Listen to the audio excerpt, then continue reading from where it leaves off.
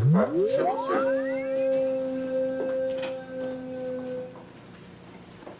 need a doctor? My wife, sick.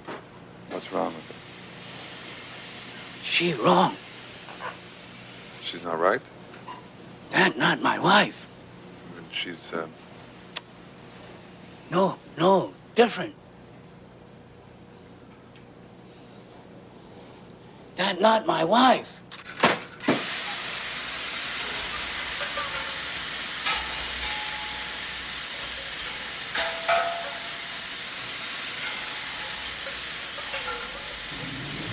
The Wallflower Order attempts to meet the psychic plague by installing an anti-jazz group president, Warren Harding.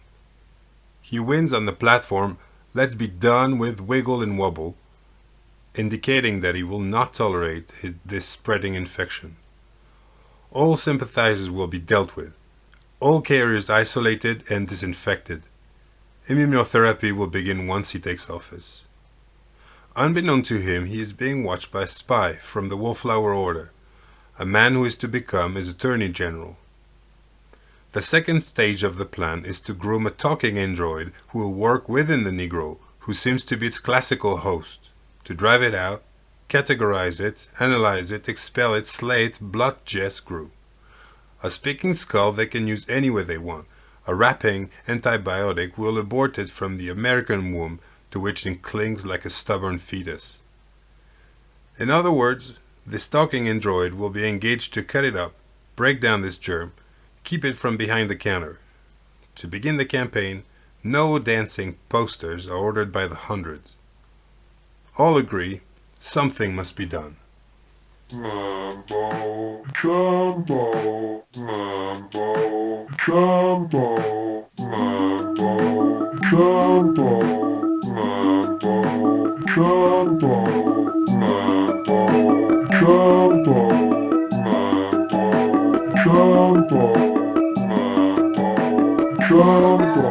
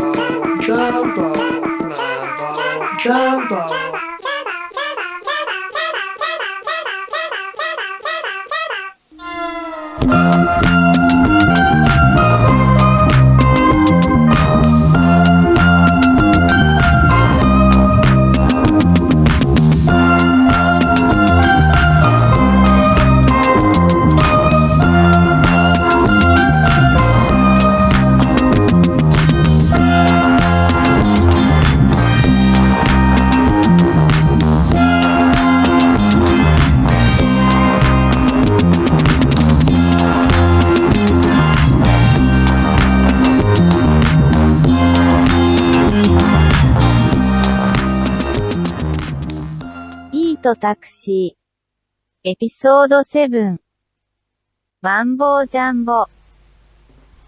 In Mandingo, Mumbo Jumbo is a magician who makes the troubled spirits of ancestors go away. In this episode, we'll have a look under that big fat rock called language at all those teeming, swarming insects called words.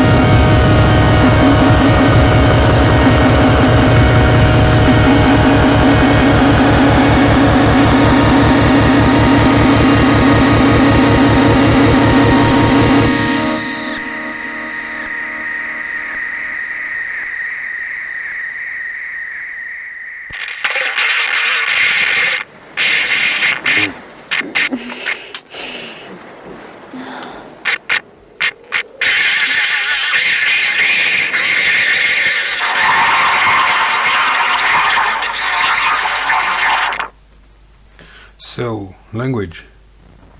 Language is a structured system of communication.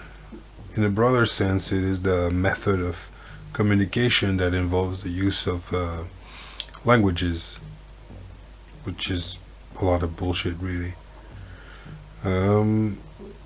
Estimates of the number of human languages in the world vary between 5 and 7, so there's like 5 to 7 languages in the world only. There's English, Spanish, Mexican, Chinese, there's Latin, that's what, 5, and maybe 2 more, so yeah. Human language has the properties of productivity and displacement, and it relies entirely on social convention and learning. Language is thought to have originated when early humans started gradually changing their communication system, acquiring megaphones and electric guitars. So they needed to be heard over the all the background backbeat stuff. There's and then they invaded the regular words, shouted, spoken, and so there's 3 kinds of languages. There's oral, manual, and anal. They all contain words, and you can form sentences, phrases, and also jokes. So that's it. I don't have much to say about language, so why don't I introduce you to my friend Benito Bonito, who is pretty much an authority on language. Benito Bonito, you want to say a word, maybe? Say hello to our friends? Of course. Well, have you ever had stropicoco? It is a very good aperitivo. In my country, gentle people utilize it before meals to get happy. For example, I had 5 before this episode. Okay. Right. As I was saying, I am feeling. Come se dici? A little bit poripopollo. Well, but, could you... It means when your brain is like a bag of rotten pancetta, with too many fleas buzzing about trying to eat your eye. And meanwhile, you really want to go to the toilet to do the poop. But all the toilets are broken. What do? You wait and wait and wait and wait and wait and wait and wait and wait and wait and wait and wait and wait and wait and try not to scream. But that's... What about language then? The point is you have to be careful who you talk to. Yeah, I guess that makes sense. So... I have developed some techniques of my own. Every time somebody says cha-cha, I jump up and down and spin 6 times. It is a kind of black magic. Yeah, that's a good technique, alright. Another technique is what I call the Bob Dylan. When I can feel I am talking too femininely, I try to speak through my nose and imagine I am riding my Vespa. Femininely, yeah. Yes, it helps me feel gigantico and my tongue is no more a problemo. By the way, did you hear me say the word femininely? It is multi-funny. I laugh. Ah. Jesus Christ. Alright. So... Cinzano. What? What? Cimpanzi. Yeah. I mean... Cin poco cin. Okay. Cintura de banana. Femminili. Sure. Femminili. Femmininelli. Femmininelli. Femminili polvo de vagina. Femminili polvo de vagina. Jesus, man. Femminili, I wipe my face with a feminine napkin. Femicuti. Federico Femminili. Right, so I guess let's move on to some song. Let's listen to some music. Ok, musica por tutti frutti.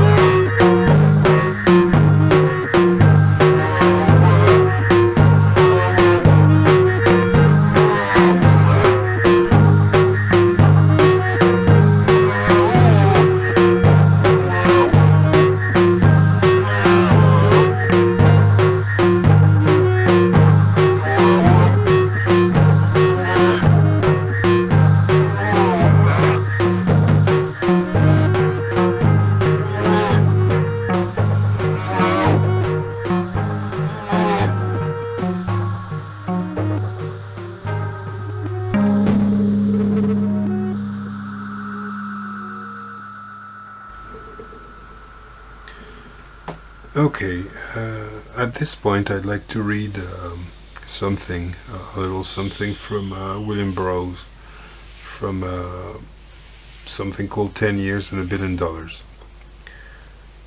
My general theory since 1971 has been that the word is literally a virus, and that it has not been recognized as such because it has achieved a state of relatively stable symbiosis with its human host. That is to say, the word virus, the other half, has established itself so firmly as an accepted part of the human organism that it can now sneer at gangster viruses like smallpox and turn them into the Pasteur Institute. But the word clearly bears the single identifying feature of virus. It is an organism with no internal function other than to replicate itself. Right, and something to ponder. This is a good thing, a good book. It's from The Adding Machine. Femminili.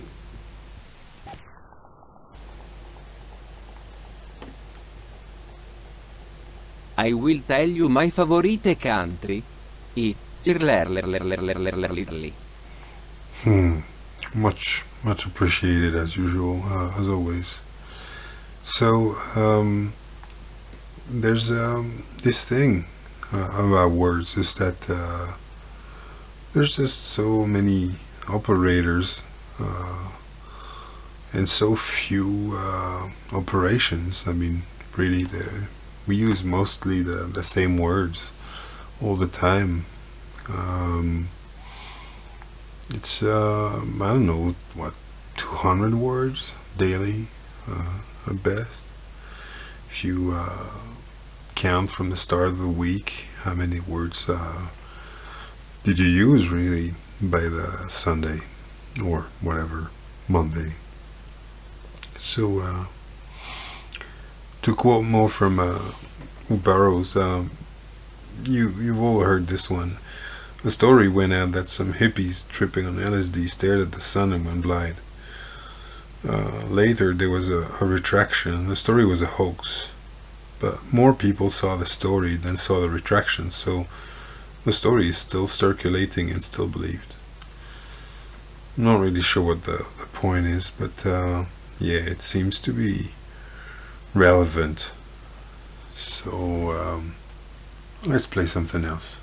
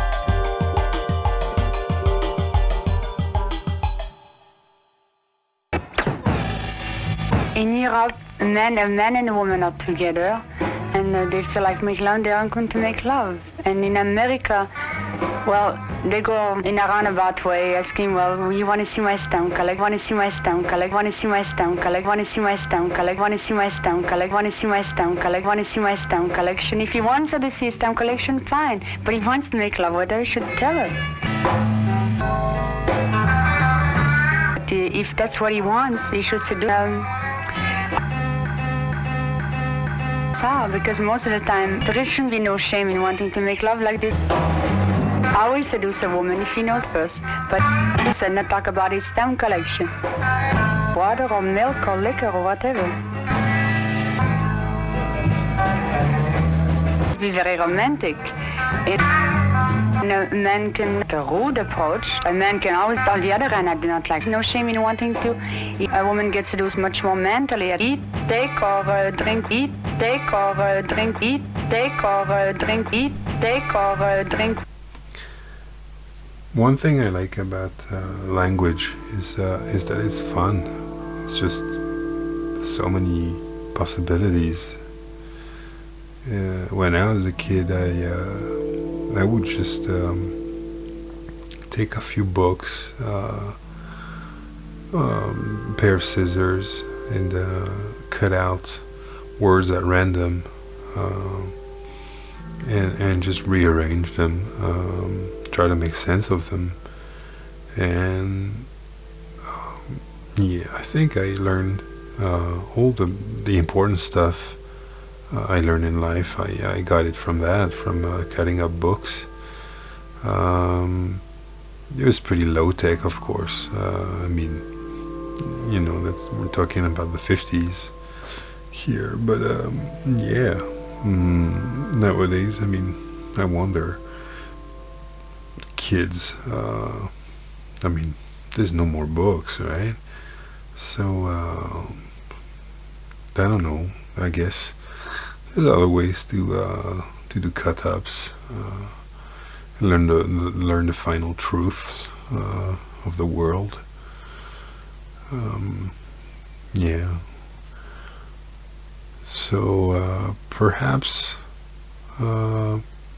technology is something we should discuss in regard to language. I mean, I myself, I can't find my words, so what I do is I do a quick search. I look for the word. I just, you know, search. What is it? What word is it that I'm looking for? And I never find the word I'm looking for. There's just so many of them, and none of them are the ones I'm looking for, really. Yeah, maybe Benito Bonito has something to say about this. Yeah, do you wanna maybe say something? Cabo cha cha cha. Yeah, no, that's golden. Thanks. So yeah, as I was saying, you know, the final truths of the world in words. Yeah, I took so many. Oh my goodness, I am so hungry. I am cannelloni. Right now I could very well eat something delicioso. I think couscous. What is it?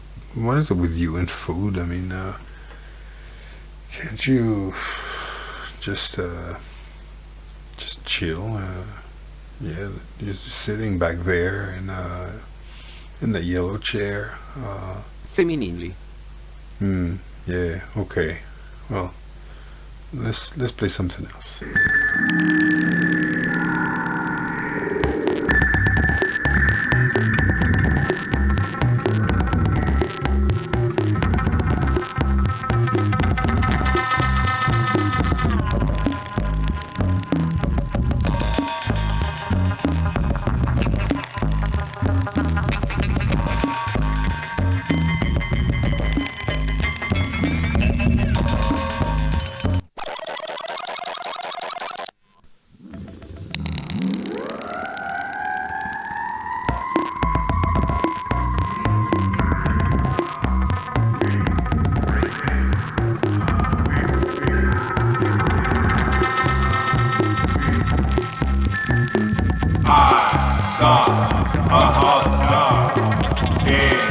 the wind.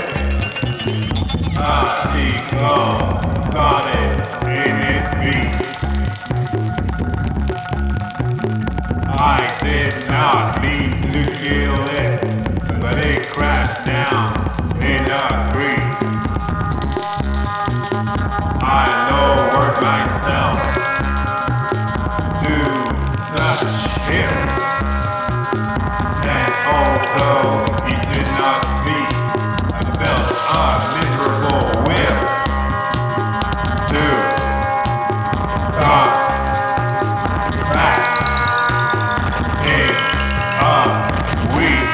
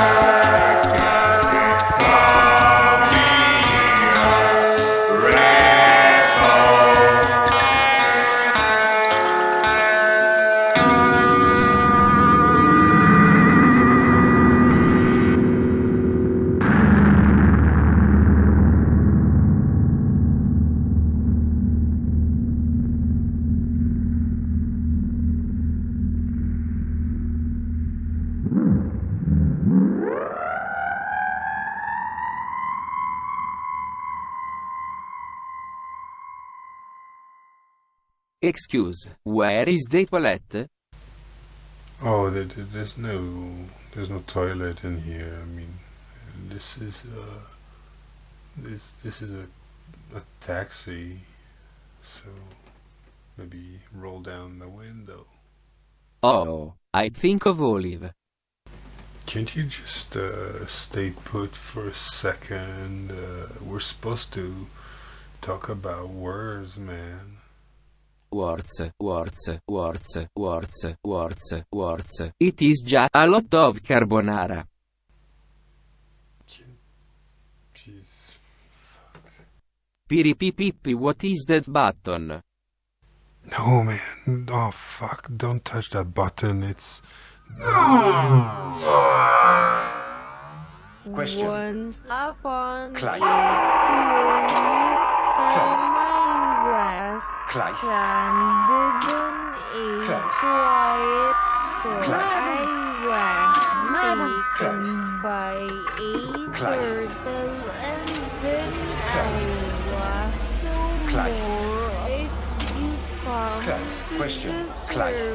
Kleist. serpent's lair, Kleist. beauty Kleist. not to Kleist. spoil Kleist. its an Kleist. unfamiliar Kleist. Kleist. pair grazing Kleist. upon the Kleist. I Kleist. need to be alone. I need Kleist. to ponder Kleist. my shame and my Kleist. despair in situation. Kleist. I need the Question. sunshine and the Who is Kleist? sweet sugar Kleist. company. fun on the Kleist. way home. avoid the village squares. How about if you go back soil to the fist of Mr.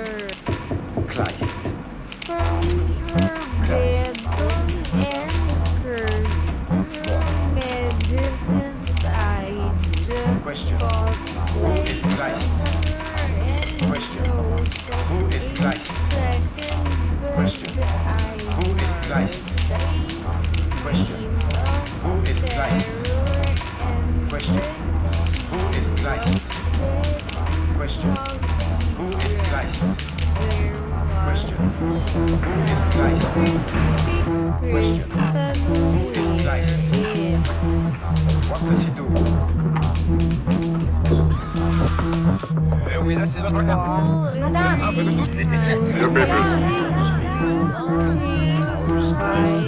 Your papers. Your papers.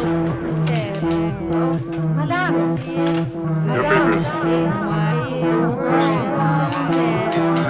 papers. What does he do? Your papers. Your papers. Your papers.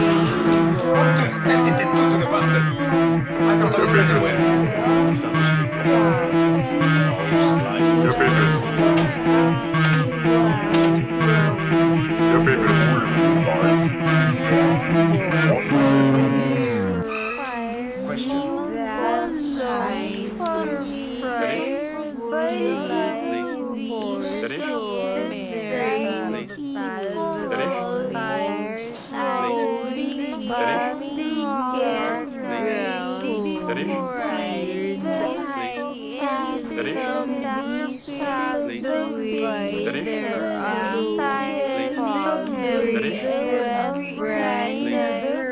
Denmark here.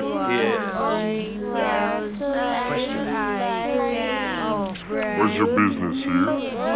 I'm school kid.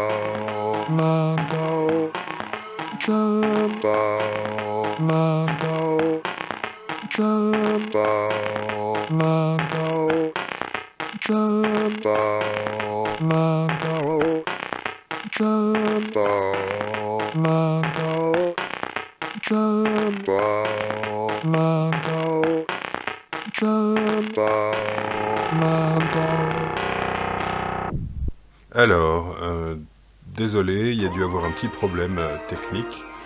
C'est Benito Bonito qui a laissé ses pattes huileuses traîner sur des boutons. Bon, alors, où en étions-nous? On continue. Problème de bouton, alors hop.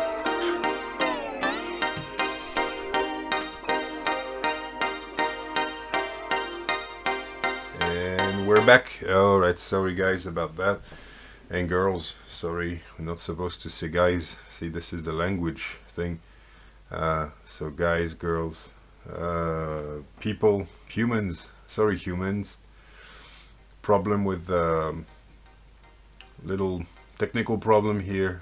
Benito Bonito went a bit nuts with this greasy paws. Just went over some controls, turn on the language setting, and well, there you go. You had me speaking in tongues for a minute. Anyhow, so yeah, language is dangerous things. Pretty much like space, pretty much like a lot of things, a lot of dangerous things out there. So where were we? Did I read the William Burroughs? Yes, I did. Alright, so that's all good, that's sorted. Oh yeah. Well, let's play some music. I gotta sort myself out.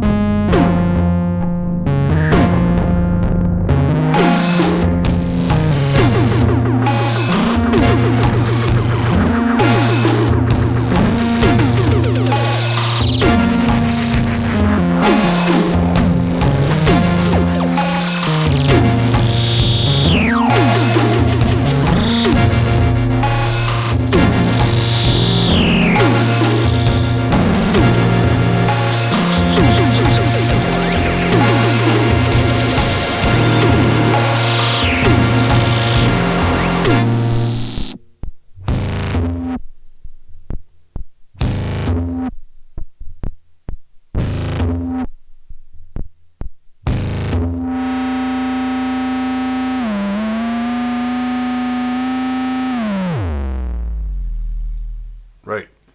So I want to talk about Esperanto. You know, it's that weird sort of Spanish language, basically. It even, you know, even the name, right? Esperanto, it sounds Spanish. Hola, ¿estás Esperanto? You know, for example. So Esperanto is the most widely spoken constructed international auxiliary language. That's another sexy word construct. Now the best thing, all the details are spot on with Esperanto. You know, it was created by a Polish ophthalmologist. Okay, like ophthalmologist, like bird specialist. I forgot, ophthalmologist with no eye specialist, right? And his name was L.L. Zamenhof. It's a bit like LL Cool J, L.L. Zamenhof. In 1887, so that's like he's an early proponent of rap, basically. That's like 100 years before the fact. So he first described the language in a book, which he published in 5 languages. So already there's a problem, right? Now, he publishes a book about an international language in 5 languages. I mean, I would have just published it in English. Boom, there you go, in 1887. I mean, it was what? Yeah, it was still a few years until total domination by the English language, of the world, whatever, scene. So, but he published it under a pseudonym, Doktoro Esperanto, which is often, I think, anyone named Doctor something is awesome. So, Doktoro Esperanto, or Doktoro Esperanto, yeah, he thought that the Esperanto translates into English as one who hopes. Sort of like a John Lennon of sorts. His goal was to create an easy and flexible language that would serve as a universal second language. So there you go, already, again, underachiever, not the first language, like not total domination like English. To foster world peace and international understanding, and to build a community of speakers. Okay, so let's rewind a bit. World peace. Sorry, I'm no John Lennon, no hope there. International understanding, whatever, man. And to build a community of speakers. Now that's more my thing, I always think like just the left and right speakers, they're just not enough. A community of speakers, that's more my thing. Imagine this whole building filled up with speakers. You got left 1, left 2, left 3, until like up 1,000, L1,000. And then right 1, right 2, you got speakers everywhere. You got even new words, like not just left and right. You get those other words to describe other directions, so that would have been really something, a community of speakers. You get the Papa speaker, you get the old wise speaker guy, you get the village speaker idiot, the drunk speaker, you get the what else, the slut speaker, male or female, I don't know, anyway, speakers, they just anyway. So Zamenhof, or Doktoro Esperanto, tried to sell his thing. He did something a bit like Summer Nam, the thing like where they sell guitars and all in the US, called Academio de Esperanto, and he modeled it after the Académie Française, which is, again, Zamenhof, man, you blew it. That's another thing. Don't model anything after the Académie Française. Yeah. Or maybe, I don't know. They have swords. They do have swords, though. That's the thing. They're pretty, just a bunch of old dudes. If I'm gonna model a community of speakers, of international speakers and stuff, I'm gonna model it after, I don't know, the X-Men or something cool. The Knights of the Round Table. Yeah.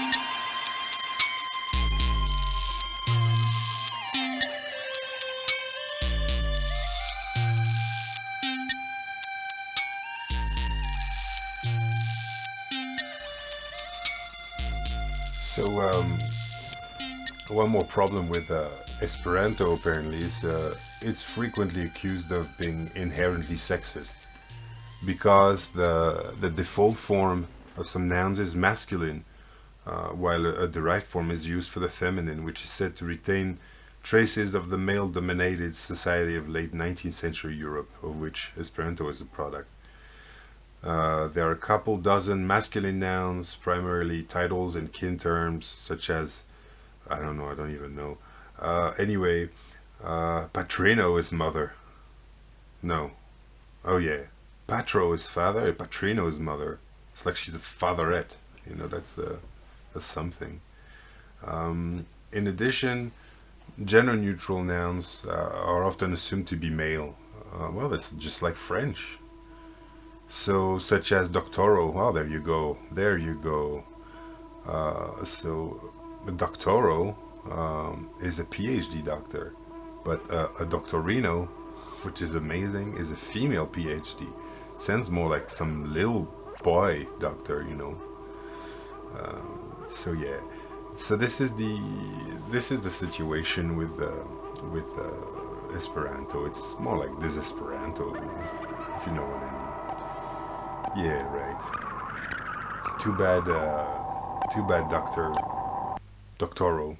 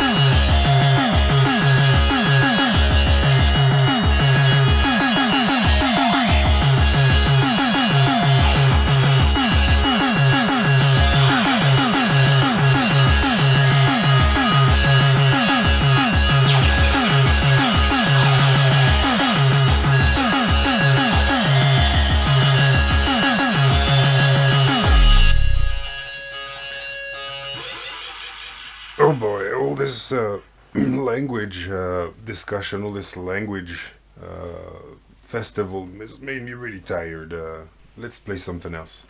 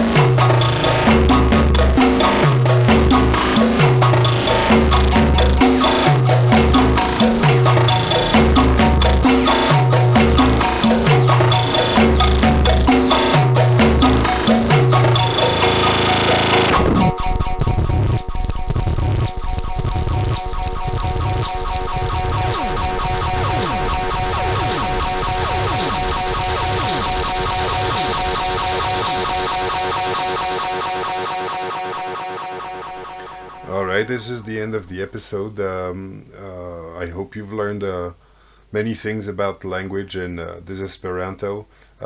Benito Bonito. Oh. Mid-taxis